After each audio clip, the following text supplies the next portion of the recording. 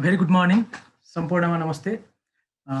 म जीवेश झा अहिले धनुषा जिल्ला अदालतमा म शाखा अधिकृतको रूपमा कार्यरत छु।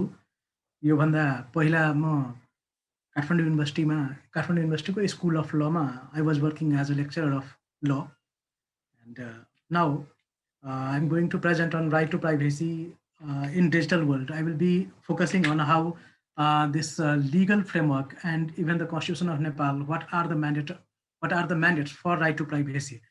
So basically, my presentation will be focused on the domestic laws and in the light of international practices or international conventions as well. I will be discussing about the similar provision which had been envisaged under Indian Constitution, even in United States and England as well. So for discussing about this right to privacy, we all are knowing that everyone wants to have their private facts to be under the control of their own domain. भन्नुको अर्थ के हो भने मेरो कुरा म आफ्नो कुरा कुन कुरा म कति हदसम्म मेरो बाहिर जाओस् त्यसको अल्टिमेट अथोरिटी म नै हुनुपर्छ भन्नुको इच्छामा भर पर्छ। द्याट कति हदसम्म मैले त्यसलाई त्यो मेरो आफ्नो जुन कुरा हो, मेरो आफ्नो जुन भनाइ हो, हुनसक्छ म आफ्नो साथीसँगै म आफ्नो केही कुरा गर्छु भने त्यो मेरो साथीले कतिसम्म चाहिँ त्यो कुराको मोड वा त्यो कुराको मिन्स चाहिँ पब्लिस गर्ने मिन्स कतिसम्म उसले पाउँछ वा पाउँदैन त्यसको डेस्टिनी मैले नै त्यसको भाग्य विधाता पनि म नै हो भन्ने राइट टु प्राइभेसीले ग्यारेन्टी गर्ने कुरा हो। And this right to privacy has been guaranteed to every citizen in our country. त्यही भएर त्यो यसको काम चाहिँ मेन खासमा भनेको बडीली इन्टिग्रिटी, गुड नेम र डिग्निटीको कुरा हो। तपाईँको आफ्नो पर्सनल आइडेन्टिटी हो वा बडीली इन्टिग्रिटी भन्नाले कुनै मान्छेको मानौँ न suppose before marriage or after marriage suppose एकछिनका लागि भर्जिनिटीका कुरा छन् भने that would fall under the clouds of right to privacy. So far if a person has a certain kind of diseases and he doesn't wish to communicate to the others, then a person would not be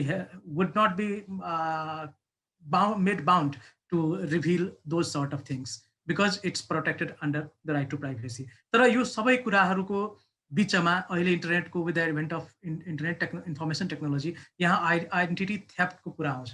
suppose म फेसबुकको पेजमा I am speaking to my friend and I am not revealing my original identity and I have made so many Facebook accounts and I am communicating with the cloned profiles, then how this sort of issues would be dealt? So it would be dealt under public law.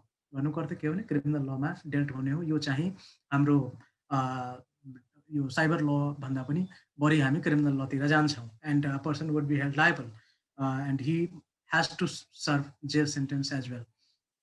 त्यही भएर हामी identity थेफ्टको कुरा, cloned प्रोफाइलको कुरा, किनकि अहिले सबैभन्दा ठुलो समस्या के हो, सोसल नेटवर्किङ साइट्सले कहिले पनि भन्दैन कि तपाईँ आफ्नो रियल नामै भन्नुहोस्। हुन त रेकमेन्डेड हो, त्यो हिदायत भन्छ नि, त्यो रेकमेन्डेड मात्र हो कि तपाईँलाई चाहिँ रेकमेन्ड गरिएको छ कि तपाईँ आफ्नो ओरिजिनल नाम भनिदिनुहोस्। But a person is not a person कसरी चाहिँ बााउन्ड गर्ने कि रियल लाइफमा त मान्छे जो फ्रड हो उसले मान्छे फ्रडुलेन्ट मान्छेले फ्रडुलेन्ट प्र्याक्टिस गरेर आउँछ, डिजिटलमा गाह्रो छ। तर यो सबै कुराको लागि त्यही भएर भनिन्छ कि लमा एउटा यो एकदमै क्वेसन के हो भने युजर जेनेरेटेड कन्टेन्टका लागि को लायबल हुने। सपोज फरवर्डिङ मेसेज फेसबुक व्हाट्सएपमा आउँदैछ कसैको बारेमा छ भने, कसैको प्राइभेसी इन्फ्लुएन्स गर्दैछ भने त्यहाँ कति हदसम्म कसलाई हामी लायबल मान्ने त होइन।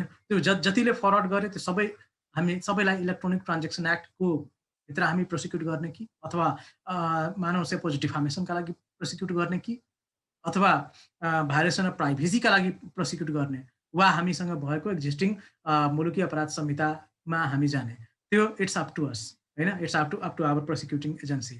तर कुरा के हो भने यो अहिलेको इस्युजमा आउने भनेको राइट टु प्राइभेसीको कन्सर्नमा डिजिटलाइजेसनले एउटा नयाँ प्याराडाइम ल्याइदिएको चाहिँ अवश्य छ। अब राइट टु प्राइभेसीको एक्सटेन्टको कुरा गर्ने हो भने हामी एक्सटेन्ट नेचुरल पर्सनदेखि लिएर जुरिस्टिक पर्सन सबैमा चाहिँ यसको एक्सटेन्ट हो भने जो मान्छेसँग सम्बन्धित हो होइन अथवा जसको बारेमा कुरा गरिँदैछ, जस्तै सपोज मानौँ कुनै कसैको बारेमा इन्फर्मेसन प्रोसेस गरेको छ भने वा रिक्वेस्ट गरेको छ भने तिनीहरू चाहिँ डेटाका सब्जेक्ट हुन्छन् भने यो इस्युलाई राइट टु प्राइभेसी उनीहरूका राइट टु प्राइभेसी कसरी ग्यारेन्टी हुने भन्ने कुरालाई article 28 of our constitution guarantees that कि every citizen would have right to privacy over the resident and he or she is entitled to get protected from an authorized intrusion. त्यही भएर अहिले चाहिँ ability of state as well as this private मानव डकुमेन्ट्सका लागिदेखि लिएर उसको record correspondence होइन उसका हेल्थ कन्डिसनदेखि लिएर सबै थोक राइट टु प्राइभेसीको भित्र प्रोटेक्टेड हुने र उसको त्यो लेजिटिमेट एक्सपेक्टेसन हो। यो लेजिटिमेट एक्सपेक्टेसन एडमिनिस्ट्रेटिभ लको एउटा डक्ट्रिन हो विच सेज द्याट कि मान्छेको इस्टाब्लिस्ड प्र्याक्टिस जस्तै सपोज मानौँ न मेरो चिठी पहिला यो फेसबुक नआउनुभन्दा पहिला अथवा स्क्यानर नआउनुभन्दा पहिला त हुलाकबाट चिठी जान्थ्यो नि। चिठीकोमा लाह लागेपछि अथवा चिठीको गमले टाँसेपछि जसको नाममा चिठी जान्थ्यो हुलाकको कर्मचारीले त्यो पढ्ने कुरा हुन्थेन। उसले नै सम्बन्धित मान्छेले नै पत्र बुझेको भनेर सही गर्थ्यो र सम्बन्धित मान्छेले नै पत्र पढ्थ्यो र पत्र खोल्थ्यो। यही कुरा राइट यो भलै इन्टरनेटमा होस् वा सपोज फेसबुक वा व्हाट्सएप जेसुकै माध्यम होस्, यदि कुनै मेसेज छ भने त्यो मेसेजको अल्टिमेट रिसिभर को हो त उसले नै पढ्न पाउनुपर्छ। त्यही भएर राइट टु प्राइभेसी लेजिटिमेट एक्सपेक्टेसनसँग पनि जोडिएछ। कुनै पनि मान्छेको त इललेजिटिमेट एक्सपेक्टेसन होइन उसको आफ्नो इन्फर्मेसनको कुरामा। त्यही भएर इन्फ्रिन्जमेन्ट चाहिँ हुन सक्ला। त्यो इन्फ्रिन्जमेन्ट कसरी होला त भन्दाखेरि इन्ट्रुजनदेखि लिएर अथवा by the disclosure of the content of the information. मानव सपोज तपाईँले कुनै साथीलाई यो कुरा नभनौँ है भनेर भन्नुहुन्छ भने तर उसले यदि तपाईँको कुनै मेसेजलाई सपोज स्क्रिनसटै होस्, अहिलेको समयमा सबैभन्दा इजिली वेमा डेटाको डिस्क्लोजर हुने भनेको अब त्यो वेमा यदि हुन्छ भने त्यो चाहिँ that goes in violation of right to privacy. त्यही भएर हामी राइट टु प्राइभेसी बडली इन्टिग्रिटीदेखि लिएर फामा जसलाई हामी फेम अथवा डिग्निटी नेम फेमसँग जोड्दैछौँ सबैमा आकर्षित हुने हुन्। त्यही भएर यो किसिमले राइट टु प्राइभेसीलाई इम्प्लिमेन्ट गर्नका लागि नेपाल सरकारले चाहिँ individuals right to privacy act 2075 Bikram Sambat 2018 भनौँ 2018मा चाहिँ ल्यायो। यसले चाहिँ यो एक्ट एउटा स्पेसल लेजिस्लेसन हो which has been enacted to give effect to the fundamental rights provision of the Constitution. So far, the Section 3 of this Act provides this right to privacy over a person's health, orientation, reputation, medical condition, biological condition, potency or consensual affair, private pregnancy, and the likes. If I'm not willing to disclose my privacy with a girlfriend or with anyone, then I would not be made bound to reveal those kind of affair. तर suppose अरू लजहरू छुट्टै छन्। मानव suppose बाइकामीमा prosecute गरिएला अथवा एडल्ट्रीमा prosecute गरिएला, those concerns are other concerns. तर सपोज म हिजो सपोज जानकी हस्पिटलमा म सपोज जान्छु, जनकपुर अञ्चल अस्पतालमा म सपोज जान्छु र म यदि सपोज म टाइफाइडको पेसेन्ट भएर म जान्छु भने मलाई मेरो ट्रिटमेन्ट भइसकेको छ वा हुँदैछ भने अरूले मलाई बाउन्ड गर्न चाहिँ सक्दैन कि तिमी भन तिमी कुन डक्टरसँग भेट्यौ, तिम्रो टाइफाइडको रिजन के हो, किनकि त्यो मेरो नितान्त प्राइभेसीको म्याटर हो होइन। र रहेको कुरा अब डिस्प्युट्सका कुराहरूमा जस्तै फ्यामिली डिस्प्युट्स कोर्ट केसेस चाहिँ राइट टु प्राइभेसीको केसमा प्रोटेक्टेड हुन सक्दैन, किनकि जब हामी कोर्टमा जान्छौँ भने त्यो चाहिँ अल्टिमेटली मानव सपोज आइडेन्टिटी रिभिलका कुराहरू जस्तै भिक्टिम रेप भिक्टिमदेखि लिएर अथवा बाल इजलासमा जुन हियरिङ होला त्यो चाहिँ बन्द इजलास होला, तर उसको आइडेन्टिटी रिभिल गरिएन होला, उसको प्राइभेसी त्यहाँसम्म ग्यारेन्टिड होला। तर हामी यदि भन्छौँ भन्दाखेरि एभ्रिथिङ चाहिँ प्राइभेसीको नाममा चाहिँ मात्र मेरो नआओस् भन्न चाहिँ त्यो किसिममा भन्न पाइँदैन। त्यही भएर यदि हेल्थ कन्डिसनदेखि लिएर त्यो केसमादेखि लिएर प्राइभेसी चाहिँ ग्यारेन्टिड छ। तर अब जस्तो सपोज मानव fixing of CCTV camera over summons resident अथवा चेन्जिङ रुममा यदि सपोज सिसिटिभी क्यामेरा फिक्स गरिदिन्छ भने होइन त्यो सबै राइट टु प्राइभेसीको भायोलेसनमा हुन जान्छ। र सपोज मानव पुलिस एक्सन छ, कुनै क्रिमिनल केस चलिरहेछ, त्यहाँ चाहिँ सपोज उसले एभिडेन्स कलेक्सनका लागि यदि मानव सपोज ऊ आफ्नो काम अगाडि बढाउँदैछ भने that would not go against the right to privacy, किनकि it's the part and parcel of the investigating process. This is how the prosecution works and prosecute a person under a charge. अब यहाँ हामी हेर्ने हो भने electronic मिन्सदेखि लिएर कम्युनिकेसनका यो हाम्रो एक्ट एउटा स्पेसल लेजिस्लेसन भएको कारणले बायोमेट्रिकदेखि लिएर प्रपर्टी डकुमेन्ट्स, अब राइट टु प्रपर्टीकै कुरा गरौँ, कुनै मान्छे कति सम्पत्ति छ त्यो चाहिँ यदि उसले बताउन चाहँदैन भने he or she cannot be compelled to reveal those information. Kinaki that right to property is a fundamental right of every person that is known to all. But right to property ma privacy is also a fundamental right. त्यही भएर त्यहाँ चाहिँ यो court case unless otherwise जब कुनै एउटा situation आउँदाखेरि मात्रै हो, मानौँ न सपोज अदालतमा केस चल्दैछ, अब डिस्प्युट भयो होइन भने त्यहाँ चाहिँ त्याती फाँटवारी मागिएला। मानौँ सपोज डिभोर्सको केस हुन्छ भने हस्बेन्ड र वाइफ दुइटैको चाहिँ उसको त्याती फाँटवारी मागे, त्यो बेलामा उसले आफ्नो प्रपर्टी गर्ने हुन्। तर त्यो चाहिँ राइट टु प्राइभेसीको भायोलेसनमा जाँदैन, किनकि कोर्ट केसेस हो, डिस्प्युट्स हो, त्यहाँ चाहिँ त्यो अल्टिमेटली डिस्प्युट्समा परिणत भयो। तर के हो भने इन्टरसेप्ट गर्ने वा इन्भेस्टिगेटिङ गर्ने एजेन्सीहरूका वा कम्प्युटर स्टोर्ड तपाईका कुराहरू, सपोज तपाईको कम्प्युटरमा कुनै डकुमेन्ट छ भने त्यसलाई चाहिँ त्यो तपाईको राइट टु प्राइभेसी भित्रका कुरा हुन्। तर तपाई इन्भेस्टिगेसनमा चाहिँ तपाईकै कम्प्युटरमा कुनै डकुमेन्ट छ भने त्यो चाहिँ मेरो नखोलिदिए हुन्थ्यो भन्न चाहिँ पाइँदैन, किनकि त्यो कम्प्युटरबाट यदि कुनै अफेन्स कमिट गरिएको छ भने that ultimately goes to the becomes the subject of investigation. अब यहाँ चाहिँ हाम्रो केसमा प्रब्लम के भयो भने साइबर स्पेसका लागि कतिसम्म साइबर स्पेसमा सर्भिलेन्स हुने त्यो हाम्रो लले भन्दैन। यहाँ चाहिँ कुरो के भइदियो भन्दाखेरि एउटा भन्छौँ नि हामी card before the horse approach of surveillance भइदियो, किनकि अब यो वेमा तिमी अगाडि बढ, तिम्रो पछाडि पछाडि पुलिस छ है भन्ने किसिमले भएको जस्तो देखिन्छ, किनकि पुलिसलाई अल्टिमेटली अथवा इन्भेस्टिगेटिङ एजेन्सीलाई एकदम extreme power has been provided होइन। तर कतिसम्म पावर प्रोभाइड हुने, उसका लिमिटेसनहरू कतिसम्म हुने, अथवा मानौँ न सपोज त्यो मोड के हुने, सपोज हरेक टेक्नोलोजीका लागि एउटा अर्को मानौँ न suppose one size doesn't fit all भन्छ नि हामी। त्यही भएर यहाँ चाहिँ कतिसम्म कुन कुराको लागि के हुने भन्ने कुराको यहाँ मेन्सन पाइँदैन। जस्तो मानौँ अब त्यो अर्को यो लजहरूको यदि हामी हेर्छौँ भने ग्रे एरियाको सेक्सनमा मैले राखेको छु कि यो हाम्रो right to individuals right to privacy act 2018 मा अरू के ल्याकुनाहरू छन्, यो अर्को स्लाइडमा मसँग छ। तर यहाँ अहिले बेसिकली भन्दाखेरि हामी चाहिँ ड्यामेज रेपुटेसनदेखि लिएर lower down the authority of a person in right thinking members of the फ्यामिलीका कुराहरूमा राइट टु प्राइभेसी को कुराहरू छन्।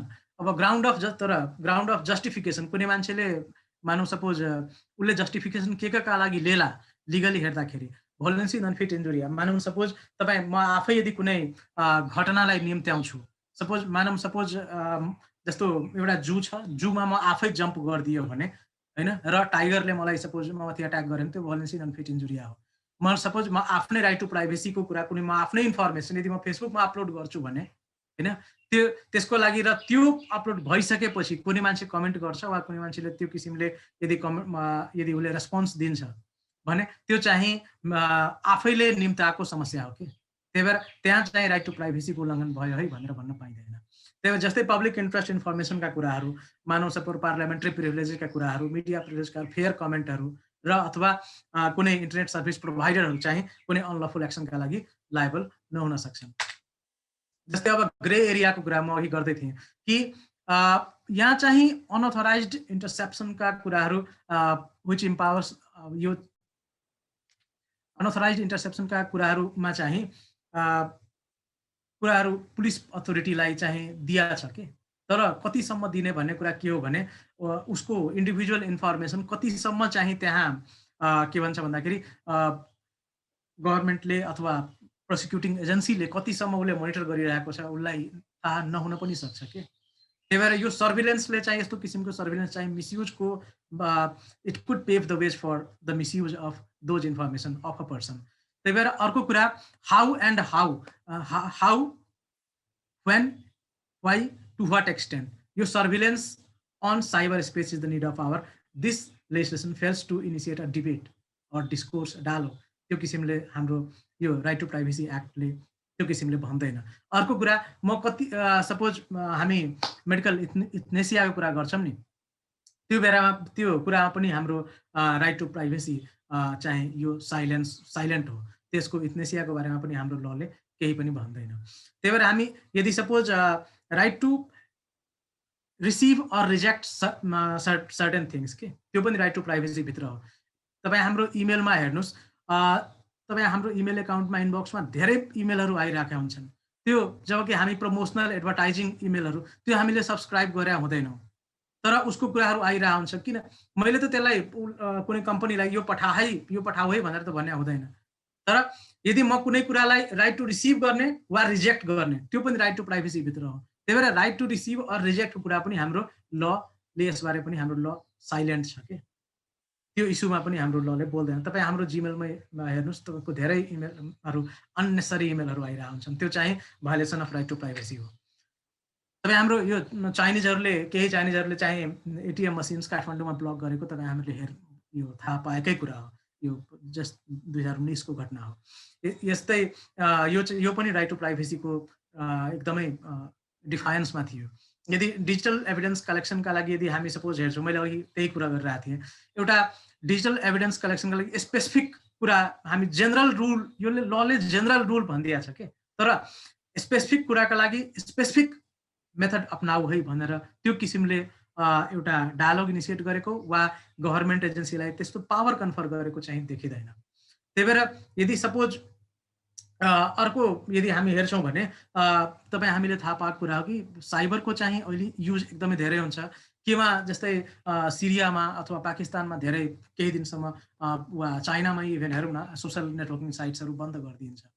इभेन इन्डियामा जब जम्मू एन्ड कश्मीर चाहिँ स्पेसल स्ट्याटस पाएको थियो नि article by virtue of article 370 of Indian Constitution, and a time when this article was abrogated by the Narendra Modi government, Narendra Modi government had blocked this WhatsApp, Facebook as and other social media accounts हैन। त्यो के प्ली के थियो भन्दाखेरि यो चाहिँ एउटा इन्साइट नगरोस्, मानौ न एउटा मान्छेलाई इन्स्टिगेट नगरोस् कि प्रोटेस्टका लागि भिजुअलहरू सार्वजनिक गर्ने वा प्रोटेस्टका लागि जोइन द प्रोटेस्ट त्यसका खालका मुभमेन्टहरू चलाउने त्यो किसिमले त्यो चाहिँ फेरि भिक्टिम चाहिँ आफै भइन्छ, मतलब सिटिजन हुन्छ। किनकि सिटिजनको राइट त हो नि freedom of speech and expression as well as freedom right to privacy पनि हो। मानौ सपोज म राइट टु रिसिभ इन्फर्मेसन मेरो यदि वाट्सएपमै म ह्याबिचुअल छु, म अरूमा सोसल नेटवर्किङ साइट्समा म कम्फर्टेबल फिल गर्दिनँ,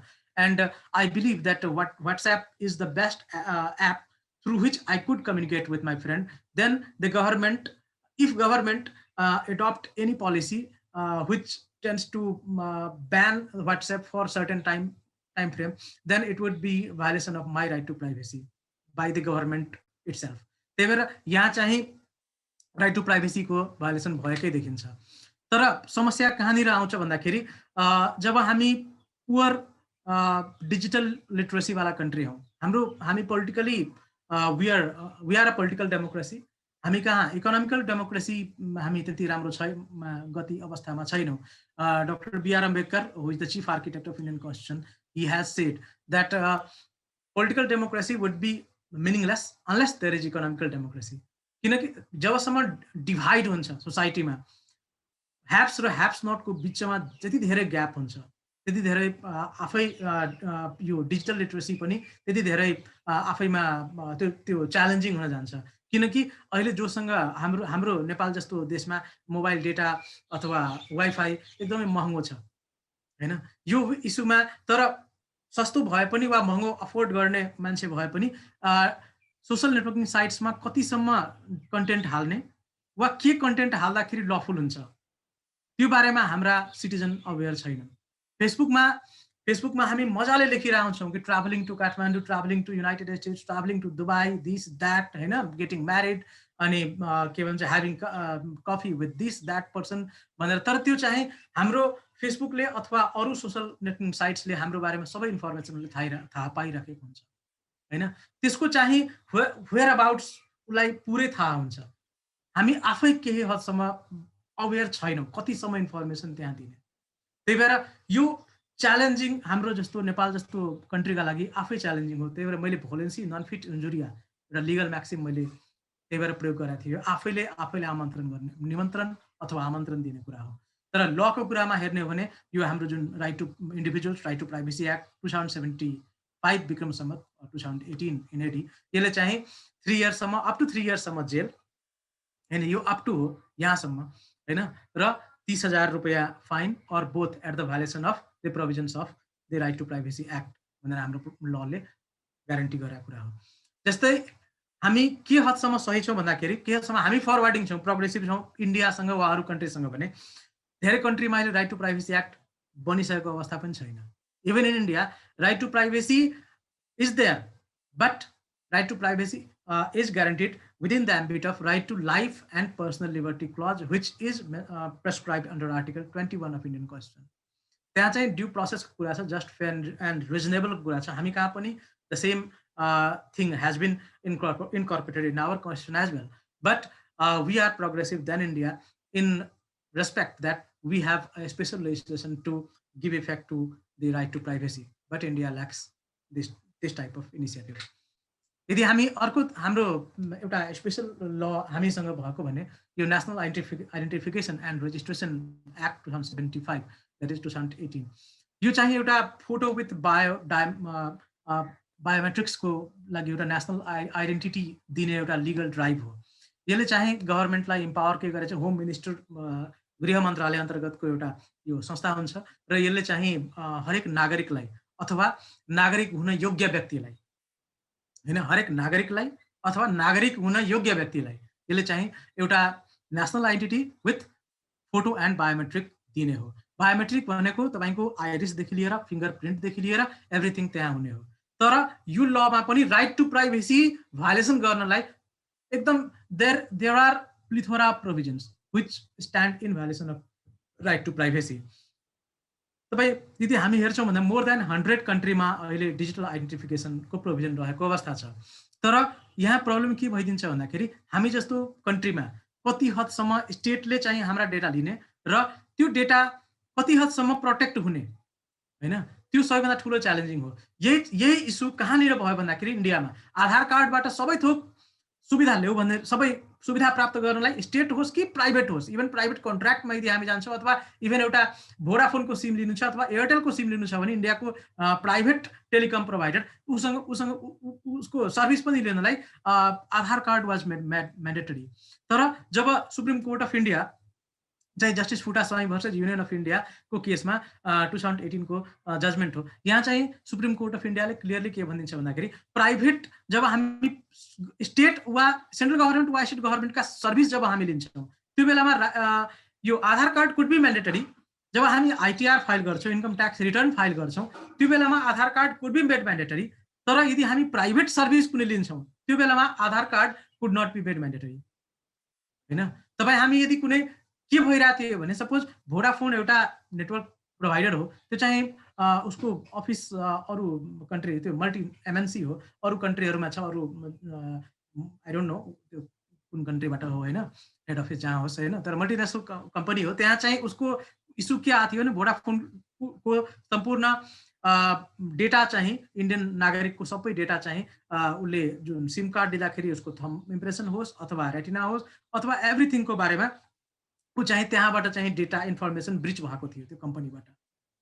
त्यो इस्यु पनि सुप्रिम कोर्टमा रेज गरिएको थियो कि यहाँ यसरी चाहिँ यदि सपोज कुनै प्राइभेट इन्टिटीले, यदि हामी भोलिको दिनमा हाम्रो जस्तो केसमा जहाँ डिजिटल लिटरेसीमा हामी एकदमै पुवर छौँ त्यो केसमा यदि हामी नागरिकता र यो national identity card with photo and बायोमेट्रिकलाई यदि हामी if we start treating both at par with each other, त्यो बेलामा हामी कहाँ त्यही समस्या हामी कहाँ पनि आउने हो। र अर्को हामीसँग समस्या भनेको हामी ओपन बोर्डर कन्ट्री छौँ। हामीसँग नेपाली नागरिक हुने योग्य व्यक्तिलाई भनौँ नि, हामी सबैभन्दा ठुलो समस्या त्यहाँनिर भयो। किनकि यदि हामीले एउटै कामका लागि दुईटा संस्था हामी खडा गरिदियौँ, त्यसका लागि गृह मन्त्रालय अन्तर्गत जिल्ला प्रशासन कार्यालयले नै सपोज यदि नेसनल यो identity card with photo and biometric उसले नै डिस्ट्रिब्युट गर्दाखेरि एक हदसम्म रेगुलेसन हुने हो।